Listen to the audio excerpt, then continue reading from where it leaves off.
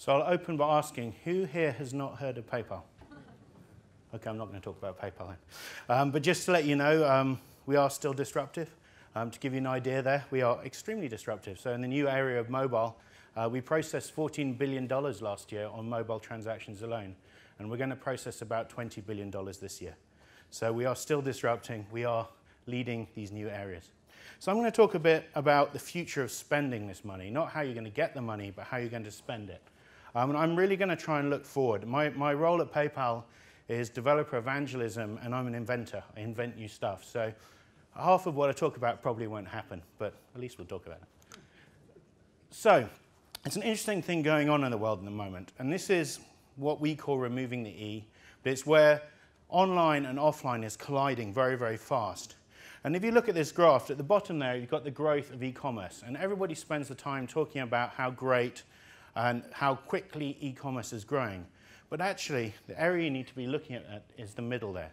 And it's what we call web-influenced commerce. And these are purchases that are made in the real world, whereas the research has happened online, or the influence to buy that item has happened online. And that is growing far, far faster than e-commerce. So, for example, about 60% of people who have smartphones walk into a store with that smartphone in their hand, because they know they're going to get more data. I don't know, I've had experience in retailers recently, and someone was talking this morning about banks, for example, where actually I was better off looking online because the amount of information I got off that retailer in the store was far worse than if I'd done the research myself. 40% of these people are actually admitting when they go into that store they have no intention of buying that item in the store. This is changing. The whole area is changing where everything is colliding together. So online, retail, are becoming one. And the retailers that are dying on a daily basis, and you see them going out of business, is the ones that are not adopting this. They're not, the guy who we heard about this morning who was charging people coming into his store, he's not going to be around that much longer.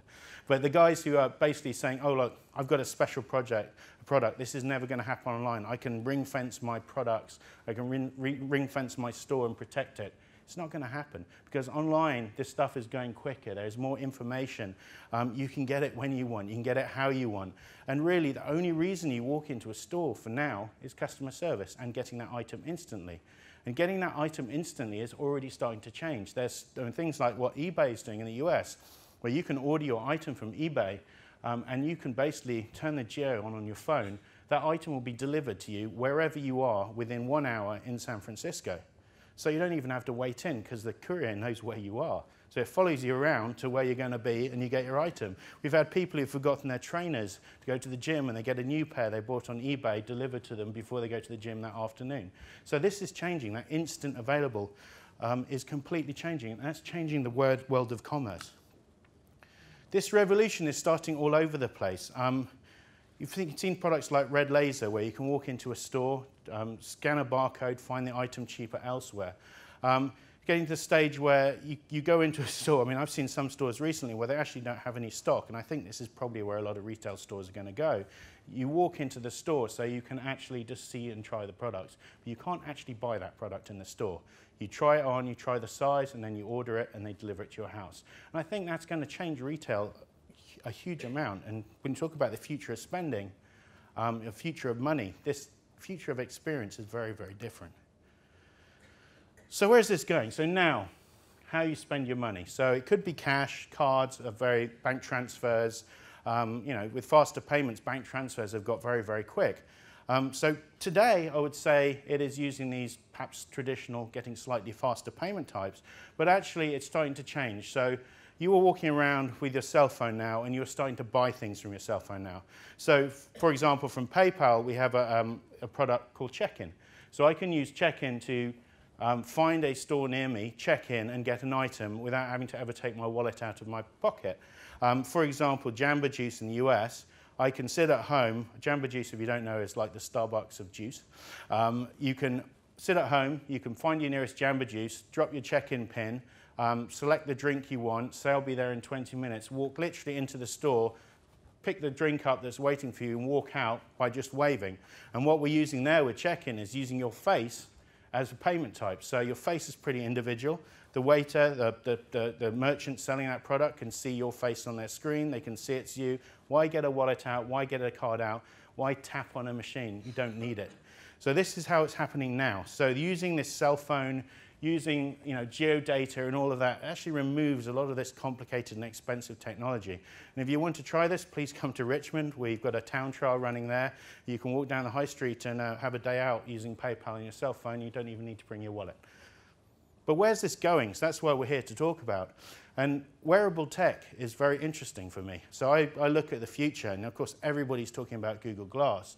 So that's one part of wearable tech. But actually, wearable tech that's connected to your cell phone, it makes sense. I mean, we're bipeds, right? We walk around, we have two arms. If one arm's holding a cell phone the whole time, you're now a monoped, and it's very dangerous when you have a hot drink. But why do you need to have that? Why is your phone out here? Your phone should be in here. And then you should have something out here that's actually interacting with the people around you. And maybe that is glass. Maybe that's something like glass where you can see it. We'll see. But actually, I'm quite excited by the new watches. So there was a rumor that Google's going to launch one. Of course, everybody's talking about the iWatch. When I've got a Pebble, there's all these other watches there. And these watches are getting more and more sophisticated. So it's much more logical to tap like that than take your phone out and tap like that. And if you think if NFC has any future, which I'm not sure it does, then that makes a much more sensible place to put your chip. But actually, one of the new ones I bought yesterday actually uses gestures. So, hand out like that, you can make a gesture to pay and you're done.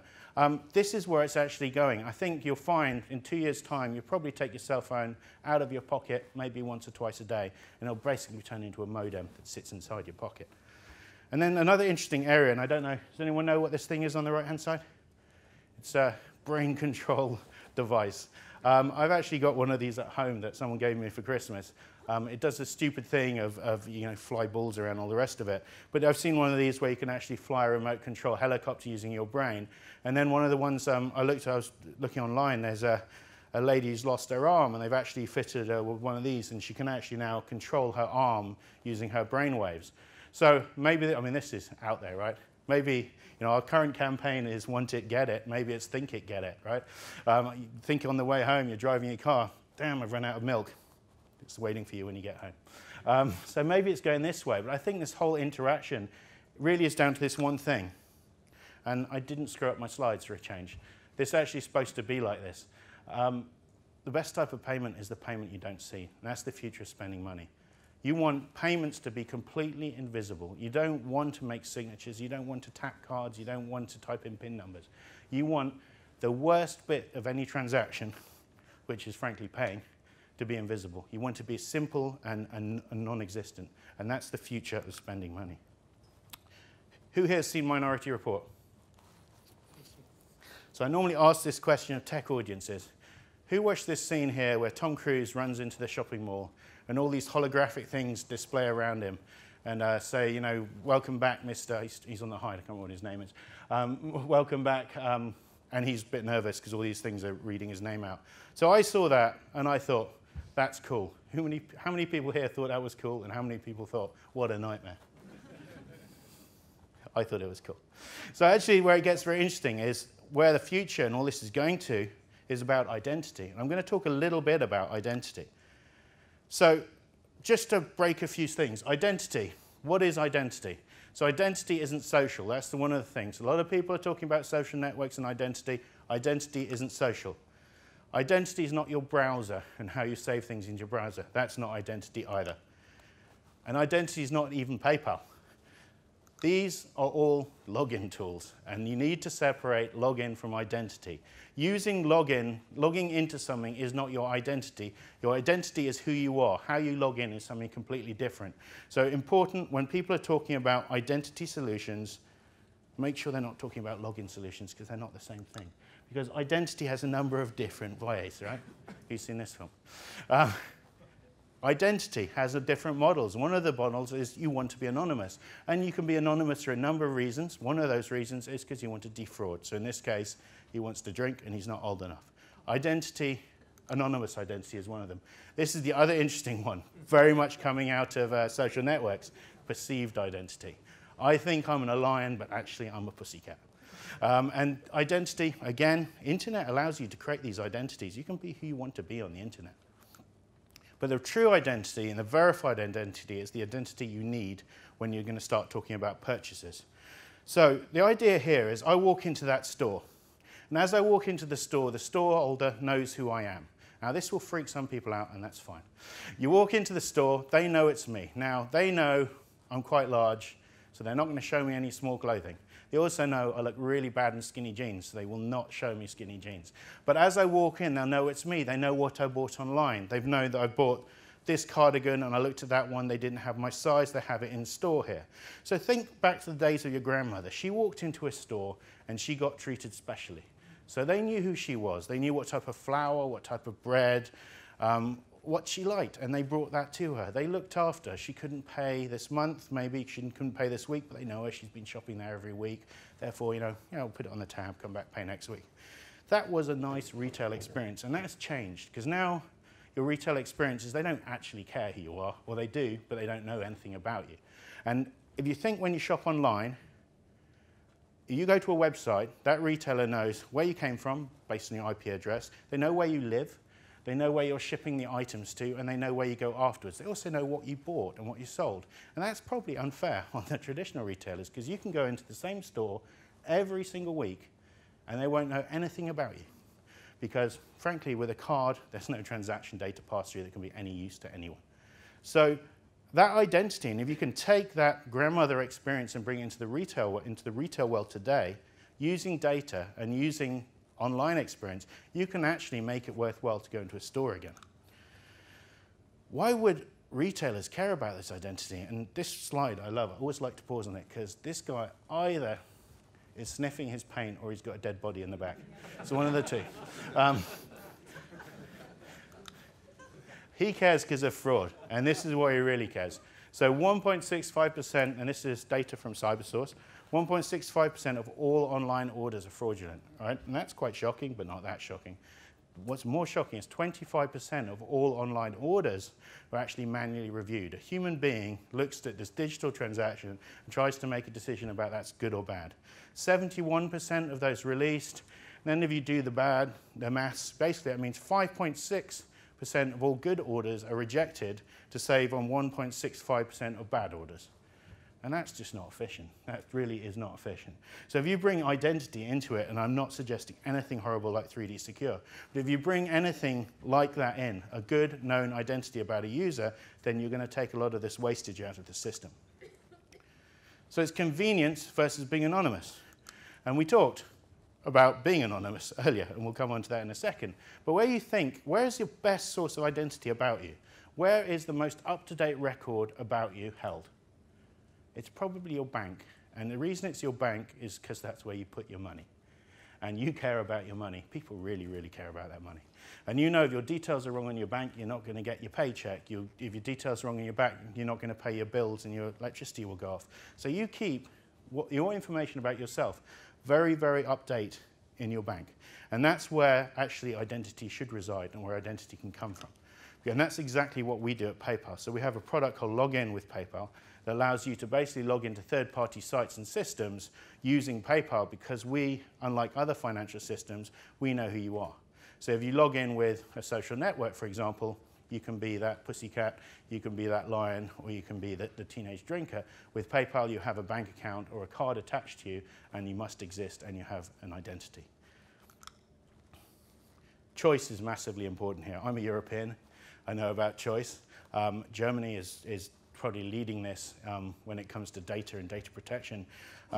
Many of you, I don't know if you'll know, that actually IP address in Germany is classed as private data, which is really interesting when you think what people are doing with IP addresses. But really it's down to the main things is the individual should have permission to revoke their access at any time. So really this is an opt-in system. So you opt in to be here. And thanks to my colleague earlier, if you don't want to play, you don't have to play. You can use systems like Bitcoin, OpenCoin, and be anonymous. That's fine. I would argue that the future is going to be a better shopping experience through your identity and using that identity as a proxy for your money. And if you don't play, then you're probably going to get a worse retail experience. Because I think your identity will become more and more valuable, more and more important, and please, God, protect your identity. Don't give it away for biscuits. I was involved in a study years ago where we stood in a high street and we handed out chocolates. And the question we asked is, please give us your 3 favourite passwords, and we'll send you a box of chocolates. And when they were done, we asked them for their details, including their email address. It was just under half of the people who gave us their 3 favourite passwords and their email address for a box of chocolates. Remember, your data is massively important. Your identity is sellable. So me, personally, for this new shiny future of money, I will trade my identity for trinkets. I will trade about me to earn money, and whether that is through PayPal or any other system, that is actually valuable, and that should sit in my wallet. Thank you.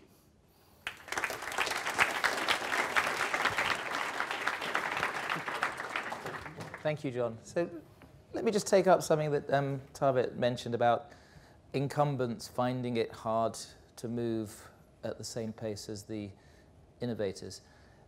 So I've been using PayPal for at least 13, maybe 13 and a half years. That's one of the oldest customers. And I think you were bought by eBay about 12 years ago.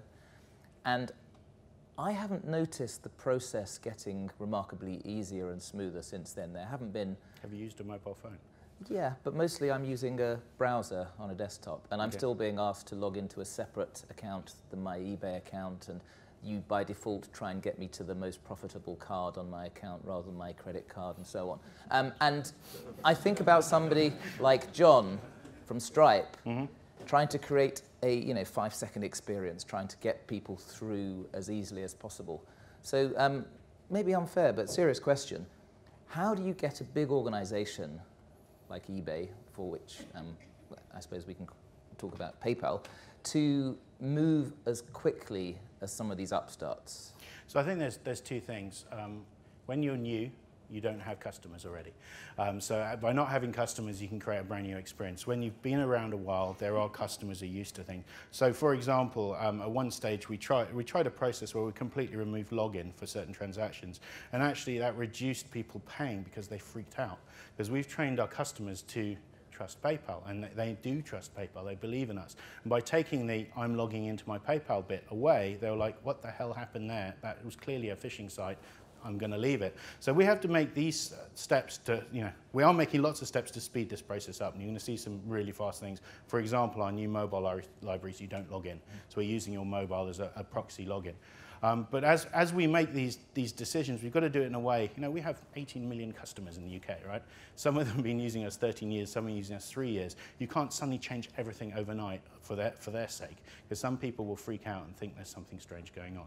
So there is that, but then we're introducing new technologies all the time. Check-in, come on, that's the most seamless way to pay on the high street. You just drop a pin down on your phone, you've checked in, and you paid with your face.